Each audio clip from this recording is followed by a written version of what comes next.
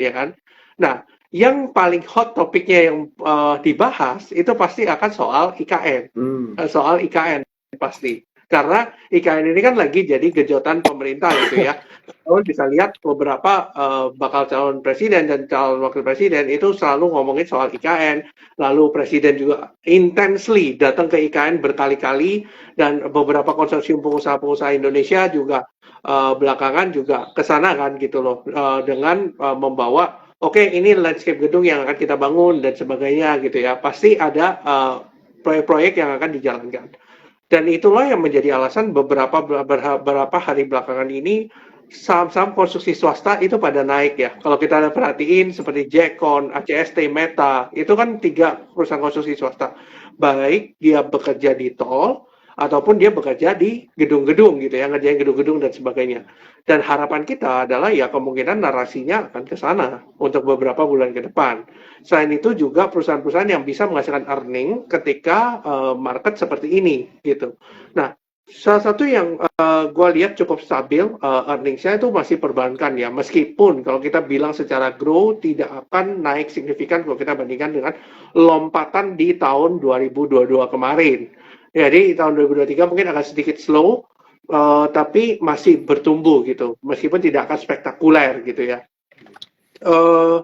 Lalu karena kita lihat suku bunga yang masih naik dan sebagainya, ada potensi masih bisa naik atau bertahan di level yang sama, maka laba perbankan juga akan naik seiring dengan pertumbuhan ekonomi kita yang masih stabil di sekitar 5%-an gitu ya. Lalu kalau mau main pendek mungkin besok TikTok Shop juga akan ada berpotensi ditutup ya. Jadi memang itu akan ada katalis juga buat saham teknologi lainnya seperti Goto dan teman-temannya. Ada kemungkinan flow-nya ke sana besok. Jadi besok kan baru diumumkan diumumkan TikTok sendiri bahwa besok itu ada hari terakhir, kalau nggak salah jam 5 sore ya, itu terakhir e-commerce ya, masih ada di TikTok. Setelah itu sudah nggak ada lagi. Gitu sih bro, mungkin seperti itu sih kalau yang gua lihat ya sekarang ini. Memang flow-nya masih acak, masih nggak terlalu clear kalau kita lihat sekarang.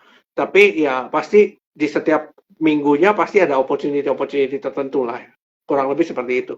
Wah, thank you banget bro. Iya benar, gue setuju banget, masih acak banget. Tapi yang lu jelasin tadi cukup ini ya, cukup menjelaskan banget gitu kan, dari sektor perbankan lah ya, yang bisa dibilang masih kayaknya so far memang selalu itu menjadi sektor pilihan ya. Kalau misalnya di saat kita bingung mau ke sektor mana, kayaknya paling oke di situ. Tadi juga lu udah mention mengenai BNI ya, yang paling kenaikannya paling tinggi ya dibanding sama yang lainnya. Betul. Dan pemilu juga ya mendekati dan pembahasannya mengenai IKN, jadi mungkin akan ada dampak lah ya, bisa dibilang bisa ada potensi dampak untuk sektor-sektor semen, konstruksi gitu-gitu ya bro ya, berarti ya. Ya, betul. Infrastruktur juga. Dan tadi udah mention juga ya saham-saham swasta yang jadi naik juga karena dampak ini. Dan TikTok Shop ini gue sebenarnya nggak pakai TikTok bro sejujurnya. Jadi gue nggak tahu. Gue baru Google tadi barusan. Gue baru tahu. Tapi gue baca sih sekilas-sekilas tentang TikTok Shop ini mau tutup besok gitu. Jadi mungkin ada dampaknya juga mungkin ya ke Goto gitu-gitu ya. Tadi ya lu mention ya. Ya, soalnya gini bro, gue kan salah satu yang pengguna TikTok Shop juga ya. Jadi gue Oh ya. tahu banget ya bahwa memang kalau kita lihat dari predatory pricing, TikTok tuh paling murah terus terang dibandingkan dengan e-commerce lainnya. Masih nggak ada lawan lah kalau kita bandingin dengan Goto, Shopee dan teman-temannya. Dan memang dengan tutupnya ini kan kompetisi yang sangat besar ini sudah perlahan-lahan hilang gitu loh. Ya, Jadi apakah nanti TikTok akan come up with negotiation with pemerintah lagi soal ini? Ya kita nggak tahu gitu. Tapi memang banyak sekali UMKM yang terutama yang bermain di offline itu terdampak sekali dengan TikTok Shop gitu. Itu yang gua perhatiin sih bro. iya, iya, iya. Wah ini pasti banget, pasti besar banget sih ini dampaknya ya. Oke, oke. Ya, Oke, sih. Ya, oke teman-teman, di sini udah banyak ya yang udah mulai nanya-nanya. Tetap ya teman-teman, kalau misalnya ada pertanyaan boleh langsung aja di comment sectionnya. Nanti mendekati penghujung dari IG Live ini kita bakal ambilin pertanyaan kalian satu-satu ya. Terus kita tanyakan langsung nih sama Bro Arvin gitu ya. Oke, mungkin pertanyaan selanjutnya kali ya. Gue mau Boleh. ambil sisi di sebelahnya nih. Tadi kan gue nanya sektor-sektor apa aja kira-kira yang masih lebih yang oke lah ya bisa dibilang untuk diinvestasikan atau nggak dilirik aja lah dulu gitu kan di saat market Ya, sekarang. ya. Nah, gue mau ambil sisi lainnya nih. Kira-kira menurut lo ada nggak nih sektor-sektor yang kayaknya masih agak susah untuk dapat panggung untuk Oke. beberapa waktu ke depan ini gitu. Mungkin karena ada sentimen apa atau mungkin ada sentimen dari global juga gitu kan. Mungkin bisa di-share nih pendapat lo aja ya. Ini buat teman-teman ini tetap disclaimer, tapi ini pendapat dari Bro Arvin. Kira-kira menurut lo sektor-sektor apa aja nih yang mungkin masih susah untuk saat ini dapat panggung? Oke, sektor-sektor yang masih berkaitan dengan suku bunga ya bro ya. Ini yang paling berat soalnya. Karena kalau kita bilang memang suku bunga kan itu masih naik-naik terus ya. Dan sesuatu yang relate sekali dengan suku bunga, seperti properti contohnya. Ini mungkin kalau Brojo ikutin gua, mungkin gua sempat mention juga saham properti gitu. Cuma belakangan ini kan ternyata The Fed itu tidak berhenti nih kalau kita lihat dalam menaikkan suku bunga gitu ya.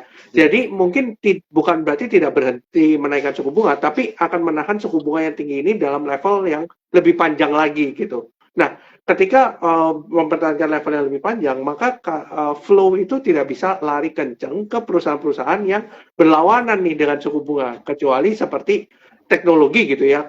Seperti gua cerita tadi, ada sentimen jangka pendek terkait TikTok Shop dan mungkin ada sentimen jangka pendek yang ke sana gitu ya. Tapi secara panjangnya masih kita bilang masih sedikit sulit gitu untuk bisa perform very well karena secara sentimen jangka menengah dan panjangnya masih belum ke arah sana gitu. Jadi sektor-sektor yang berlawanan sekali dengan suku bunga itu akan sulit sekali untuk ini. Sama sektor-sektor yang menggunakan komoditas. Karena kalau kita bandingin harga minyak itu naik ya, minyak ini kan mother of all commodity ya, coal naik, gitu ya, CPO naik, dan teman-temannya biasa turunannya itu naik semua. Nah, ketika turunannya naik semua, maka akan menggerus profit margin dari perusahaan-perusahaan yang menggunakan komoditi ini, gitu. Nah, makanya ini kalau kita lihat memang sedikit mix ya. Contohnya di consumer aja, memang kalau kita bicara soal pemilu itu terkait erat sekali dengan sektor consumer. Tapi di saat yang sama harga CPO naik menyebabkan profit margin turun. Jadi memang ada sedikit sentimen yang agak sedikit mix.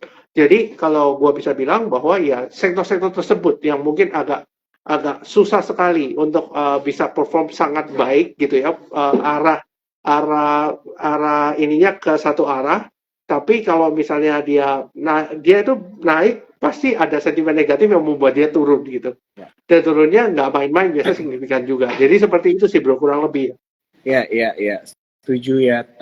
Setuju banget ya bro ya. Jadi, tapi ini bukan berarti bahwa sektor itu tidak menarik sama sekali ya teman-teman ya. Karena memang market itu berputar ya bro ya. Jadi mungkin untuk sekarang ini belum waktunya mereka tampil aja gitu ya. Karena ada beberapa sentimen istilahnya yang menahan mereka begitu kan. Dan memberikan panggung buat sektor-sektor yang lain gitu kan untuk muncul ya. Jadi memang salah satu yang gue pelajarin juga mungkin Bro Arvin bisa nambahin juga ya, salah satunya kita nggak bisa terlalu stick gitu ya atau baper banget sama satu sektor berharap ini akan memberikan kita keuntungan ya. Jadi kita emang harus bisa fleksibel itu juga kali ya, pindah-pindahin barang gitu ya, atau cara kita berinvestasi itu harus bisa dibilang cukup ya fleksibel aja sih bahasanya ya. Jadi seperti begitu. Betul. Oke, mungkin sambil kita ini aja ya ngobrol-ngobrol, kita coba ambil pertanyaan dari teman-teman Cuan Troopers nih malam hari ini. Ada yang nanya nih bro dari Lutfil Muiz, katanya mau nanya, Kak mau tanya Goto dan BBRI gimana nih bro? Mungkin boleh di-share tanggapan lo, mungkin secara teknikal boleh, atau mungkin secara sentimen, atau dari sisi fundamental bebas bro. Oke. Kalau kita bicara soal sentimen jangka pendek, mungkin Goto itu yang biasanya terdampak sangat positif ya terkait dengan TikTok Shop ya. Sering sekali kalau kita lihat TikTok Shop ada berita soal ditutup dan sebagainya, ada sentimen jangka pendek yang bisa spike dia up dulu sebentar habis itu turun lagi. Kalau kita bicara soal teknikal, memang Goto belum terlalu menarik untuk kita perhatiin ya, karena memang posisinya per sekarang di 83 ya. Dan memang secara volume kelihatan sekali bahwa flow-nya belum ke sini. Dan memang ini sejalan juga dengan yang gue bilang gitu ya, bahwa memang suku bunga masih akan bertahan di level atas, yang menyebabkan Gotoh dan teman-temannya itu nggak dapat flow secara sentimen gitu ya. Lalu terakhir mengenai BBNI tadi, BBNI seperti gue bilang memang BBNI ini agak anomali kalau kita bandingkan dengan teman-temannya seperti BCA, BRI, dan Mandiri. Kita lihat BRI, Mandiri, BCA itu ibaratnya dia itu sekarang ini mereka itu agak sedikit terkoreksi. Kalau kita bandingkan dengan BBNI yang naik terus signifikan ya, karena memang dia akan ada stock split atau corporate action. Dan kalau gue lihat di posisi sekarang di level 10.425 ini sudah nggak murah. Dan posisi stock splitnya itu sekarang di tanggal 6 Oktober. 6 Oktober ya, which is sebentar lagi. Nah, berarti yang akan menjadi pertanyaan kita, gitu ya, apa katalis berikutnya setelah stock split? Itu pertanyaannya gitu. Ya, ya. Oke. Tadi lu jelasinnya BBNI ya, bro, yang terakhir ya? Oh, betul, BBNI. Yang nanya tadi Gotoh sama BBRI, sorry bro. Oh, gue yang ngomongnya nggak. BBRI ya, oke. Iya, Sorry. BBRI ya. Kalau BBRI sekarang ini kan juga masih lower low ya, kalau kita lihat di time frame yang lebih kecil. Kalau teman-teman lihat juga, BBRI ini kalau kita lihat di time frame yang lebih kecil, itu ada pola sedikit mirip head and shoulder juga, gitu ya. Memang akan terkoreksi dulu ya. Kalau kita lihat dengan turunnya volumenya itu naik-naik terus turunnya. Sedangkan ketika hijau itu volumenya kecil, berarti volume buangannya masih lebih besar. Kita kalau compare dengan volume pembeliannya. Dan ini masih arah turun. Dan kemungkinan turunnya itu kalau nggak di sekitar 5.100 ya sekitar 5.050 lah ya. Mungkin sekitar itu. 5.000 sampai 5.125 lah. Mungkin kita bisa perhatiin di level itu. Sementara secara time frame kecil juga masih terkoreksi. Mungkin seperti itu sih Bro Jo. Oke, thank you ya Bro. Tadi yang nanya udah dijawab ya, yang nanya Gotoh dan juga BBRI. Oke, ada yang nanya lagi nih dari Hendy, Bank Maybank Bro. BNII. BNII. Oke. Maybank ya. Maybank ini juga masih turun ya. Kalau kita lihat dari teknikalnya juga masih turun. BNI itu ada support di level 248 sampai 252. Itu bisa dijadikan acuan ya. Kalau misalnya jebol di bawah 248, menurut gua pribadi mungkin exit dulu ya. Dan BNI ini bukan perusahaan yang volatilitasnya sangat tinggi gitu bro. Jadi hati-hati aja ketika masuk di sini. Jadi teman-teman maintain porsinya baik-baik gitu ya. Karena kalau teman-teman salah ngambil posisi atau misalnya porsinya kebanyakan, itu akan mengganggu psikologi teman-teman gitu. Jadi memang ada beberapa saham yang mungkin kita lihat nih likuiditasnya kecil gitu ya. Sekali naik bisa tinggi, sekali turun bisa dalam.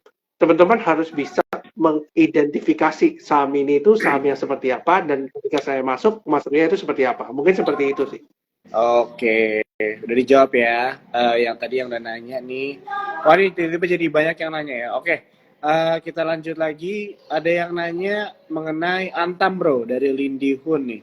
Antam, saya beli di 700-an karena kasus mereka saran dong jual apa keep katanya. Antam ya.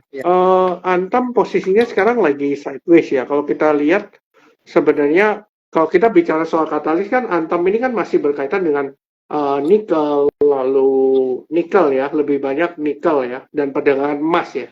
Nah, sebenarnya grow-nya yang paling besar itu di nikel.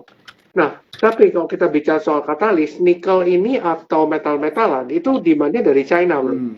Demand-nya banyak kan dari China. Dan kalau kita lihat nih, perusahaan-perusahaan yang terkait dengan nikel-nikel seperti Inco, Antam, MDKA, dan teman-temannya gitu ya, terkait dengan mineral yang demand-nya itu dari China. Itu lagi terkoreksi semua. Kalau kita perhatiin ya, secara presisinya semua hampir sama. Kenapa kok bisa begitu? Karena China-nya demand-nya kan juga bermasalah, bro, terkait dengan krisis properti yang terjadi di sana. For your information, 60% masyarakat China itu invest di properti.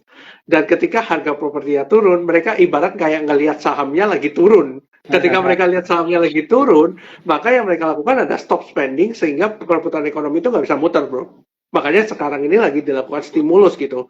Cuma kita belum tahu nih seberapa efektif stimulus yang dilakukan pemerintah China untuk menyelamatkan ekonominya gitu. Nah, ketika once ternyata recovery-nya sudah bagus dan sebagainya, maka demand terhadap mineral, lalu nikel dan teman-temannya ini akan jadi lebih baik ke depannya.